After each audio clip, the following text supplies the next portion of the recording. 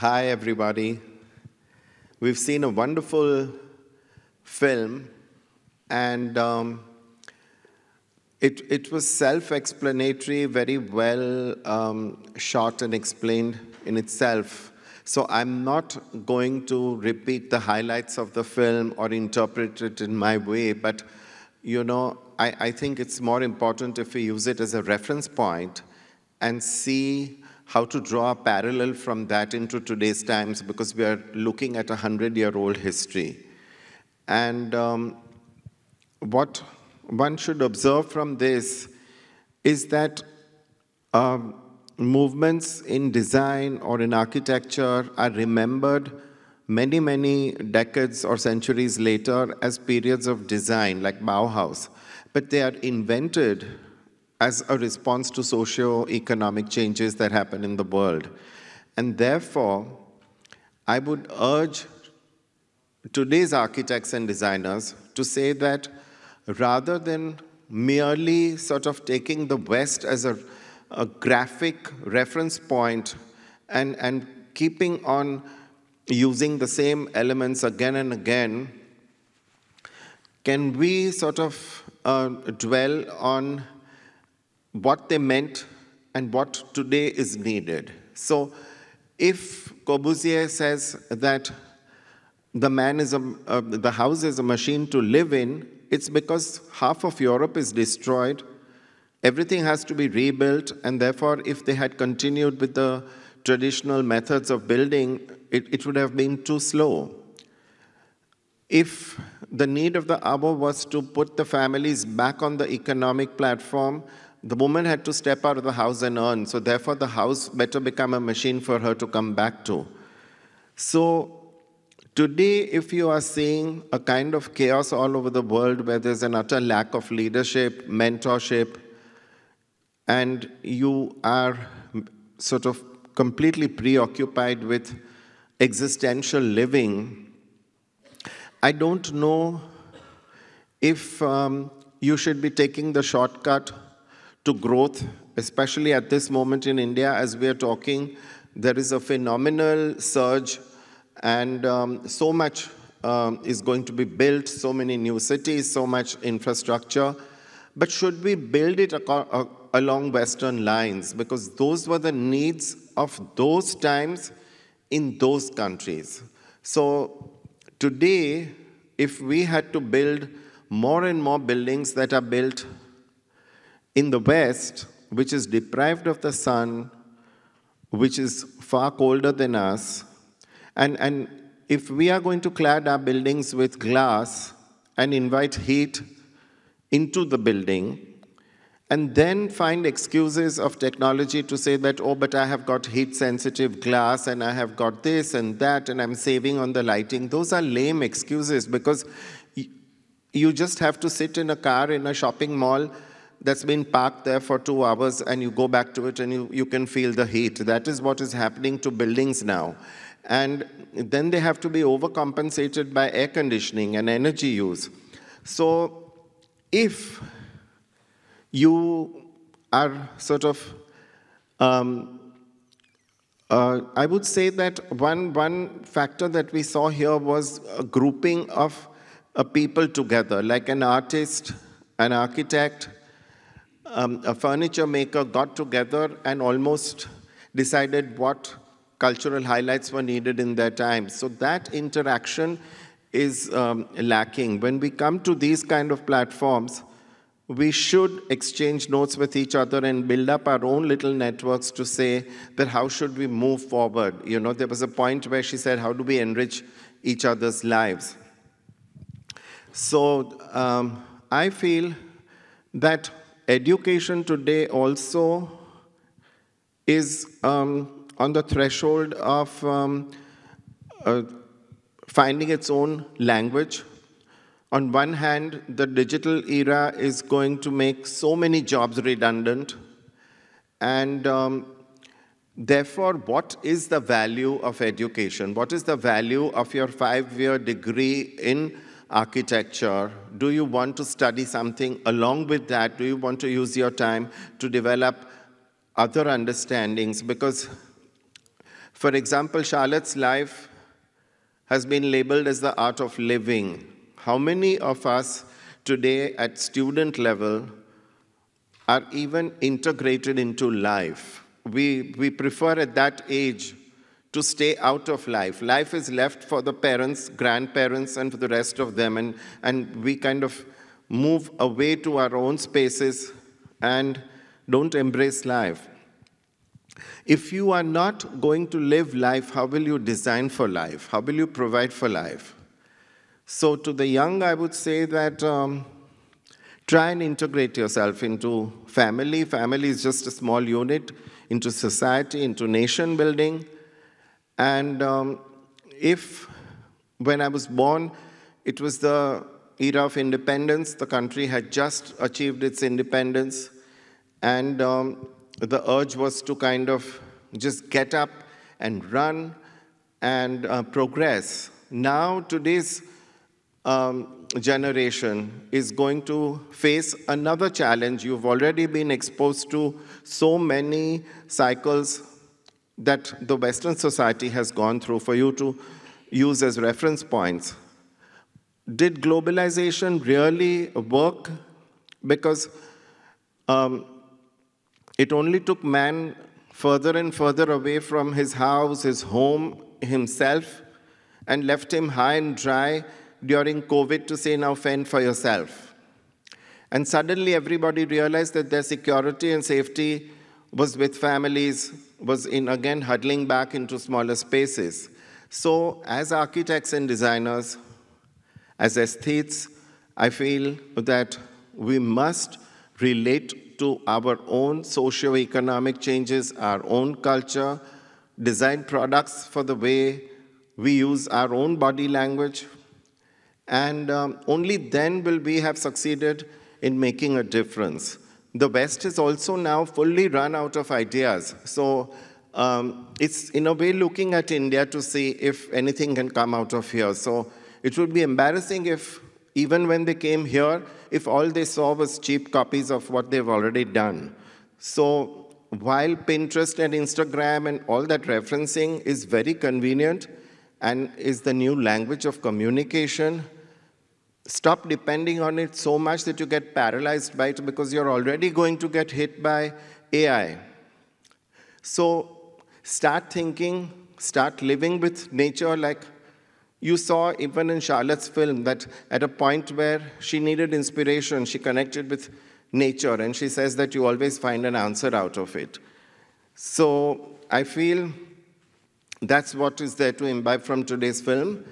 And since there are quite a few of us here, if you have any question answers, I'd rather use the rest of the time for that.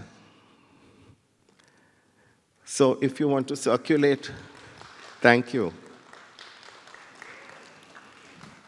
Any questions out there at all for Pinakin? Thoughts or comments? No?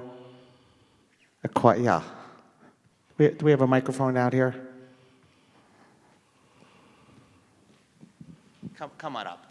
Don't be shy. No, I would just like Pinakin to respond to the design with Charlotte, and especially the product design and the furniture design that Charlotte was very famous for, has been timeless and even today admired by all of us, and especially when you do projects. So where has the language been tweaked when it comes to the Indian context?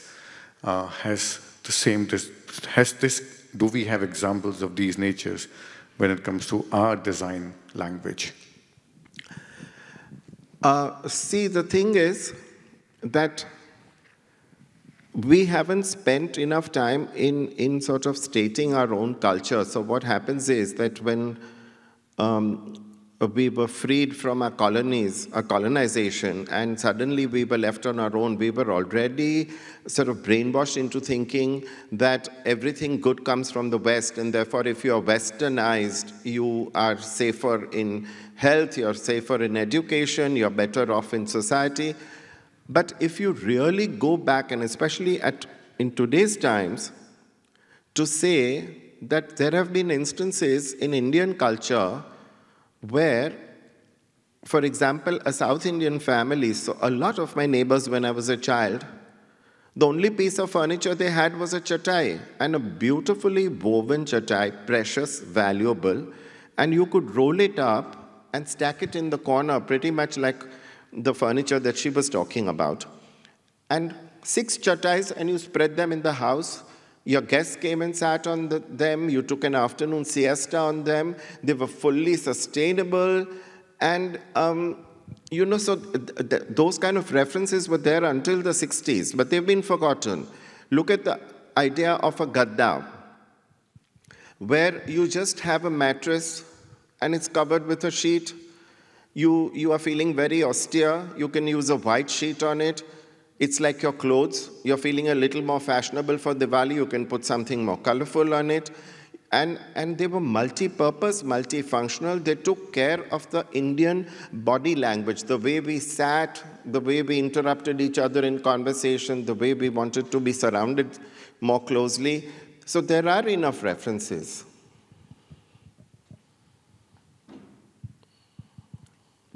I'll ask a question. Do you think it's a time in India? It feels like a moment, and I don't know that much about it, but it feels like a certain moment where India is claiming itself. And I don't know if that's true or not, but as an outsider, it feels like that. And do you think it has to do with the bigger world, or do you have, well, I don't know, what do you think? I mean, do you think it's true? And if so, what do you think it's about? I think India, the very fact that it does not have any formal structure of its own, it's extremely organic. It believes in a unity in diversity. It believes in Vasudhaiva Kutumbakam, which says that the world is my family. So in a lot of principles, it doesn't have a structured religion which says that you will go to heaven or hell. It allows you to formulate your own religion merely as a path of evolution. So with these kind of things, you know, I think India is positioned to play the role of also the mother, the healing culture to the rest of the world, which is battered and bruised with its own problems. The fear is that Indians themselves are not truly conscious of their assets. And they are more occupied in the easy way of dealing with life, which is already sort of laid out by the West. But it might be the time to not, I mean, I think it's, we looked at the West for too long. And I think we need to look at the world and not the West.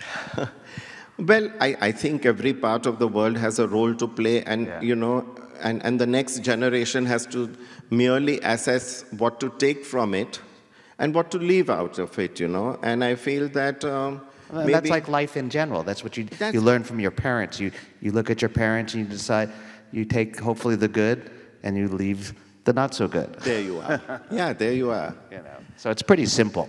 I think How are we screwing it up so bad? It's pretty simple. That's true. They should incorporate it into education. You see, that's the whole thing, because education, unless and until it changes, nothing else can change. I tried to go to design schools and offer to sort of, you know, teach there voluntarily, but there's a lot of confusion because they are still obsessed with the West. So they are saying that we have to provide a program where they graduate from our school, and for post-graduation, they go to the United States, they go to Western countries, and the whole understanding is from a Western viewpoint. They say that, oh, you know, we have free play in our institutions, so even an architect's course, which costs 5 lakhs a year to study for 5 lakhs, and 25 lakhs is a lot of money in an average school, they are given the freedom to say that it's okay, you can come out as a filmmaker. Only the West affords that, because, you know, it's been through its own period of affluence. You cannot tease a child's mind and say that you have to train him because he has a sister waiting at home to go to college and the parents have taken loans to pay for it. So education should change, hopefully. Yes? So actually, this is a very nice point that he brought up. And, you know, just to add an angle to it, So I have, not very many people read the Vedas, but I've read all the 4 Vedas and the Artha Shastra and the Ayurveda. Now there's a measurement system in Ayurveda, which is 8, 16, 32. And that is what the entire IT industry uses. It is simply the universal, absolute, And no point does Bill Gates or Steve Jobs or Apple or, Windows give credit that the way a flower petal is divided into 8 parts, that's where it comes from. And in the Ayurveda, it's very clearly written that these are the 8, 16, 32 is the it's a natural division of the circle. But when it has been correctly incorporated in the IT world, at no level, whether it's marketing or it's research, does anyone say that 8, 16, 32, and then when you come back to 256, etc., taking it ahead, comes from Ayurveda, and it's not just a bunch of IT guys. So there is a corporate gap, and there's a failure of all the moneyed people. Firstly, because nobody has read it. Exactly. So when I tell this to people, they're like, oh. And I'm like, yeah, because it looks at the way a flower is split, and certain seeds are split. But what you're saying is so true. But unfortunately, this whole brainwashing into thinking that another culture is more important than yours has created a very distorted perspective amongst children today who think that anybody who is trying to state their own cultural views and their own cultural understanding is not liberal enough. I mean, after growing up in such a liberal culture where there are no do's and don'ts, they still think that this is not liberal. And the West, you say that India has caste system.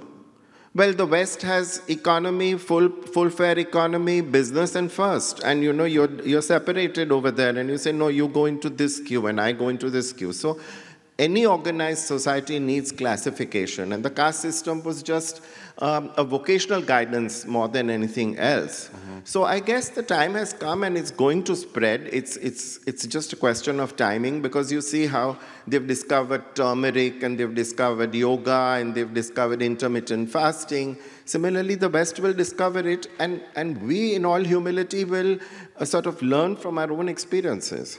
Yeah. Well, even the West, it's interesting. You look at bicycles, where bicycles used to be in China and here, and now not so much, but you go to New York and everyone's bicycling. So it's kind of going back the other way, and we're discovering and learning that. Right. So it all comes around. I guess. Yeah.